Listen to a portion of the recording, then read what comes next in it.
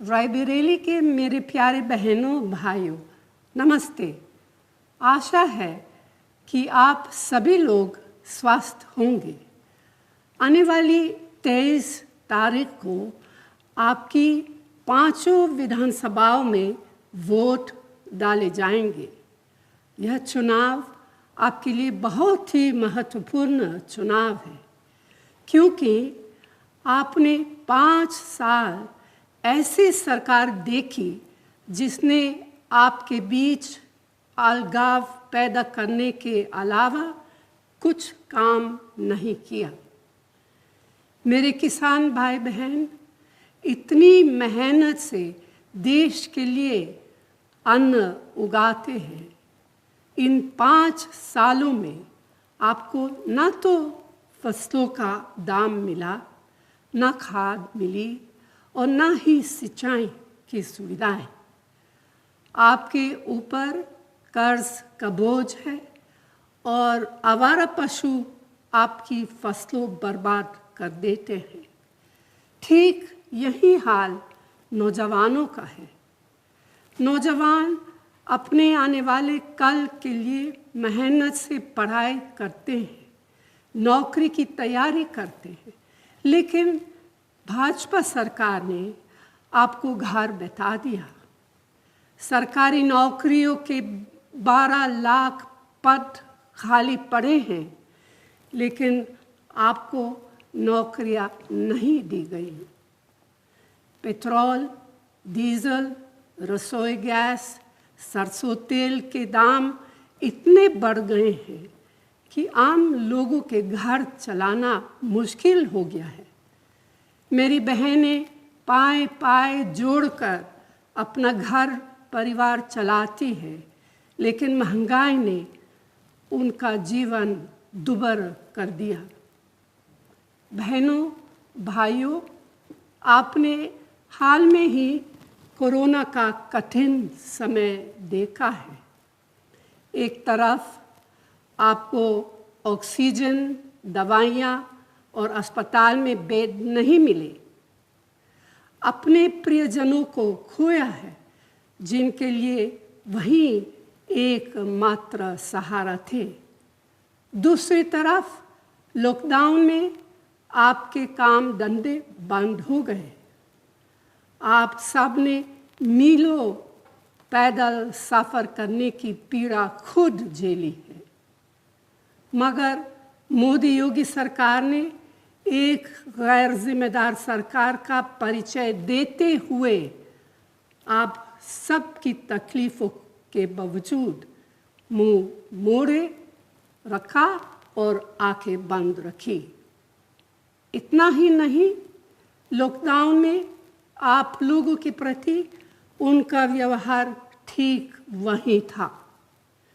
सरकार ने आपको कोई राहत नहीं दी। आपने देखा होगा कि सरकार ने आपका बोझ हल्का करने की बजाय आपकी मेहनत से बनाई गई सरकारी कंपनियों को कौड़े के दाम अपने चहेतों को बेच दिया। लिहाजा बेरोजगारी काफ़ी बढ़ गई। हम आपके क्षेत्र के लिए कई विकास योजनाएं लेकर आए थे, लेकिन मोदी योगी सरकार ने उन सभी पर रोक लगा दी। रायबरेली के साथ सौतेला व्यवहार किया गया है। आपने कांग्रेस की राजनीति देखी है। कांग्रेस की राजनीति सेवा की और आपको अधिकार देने की है।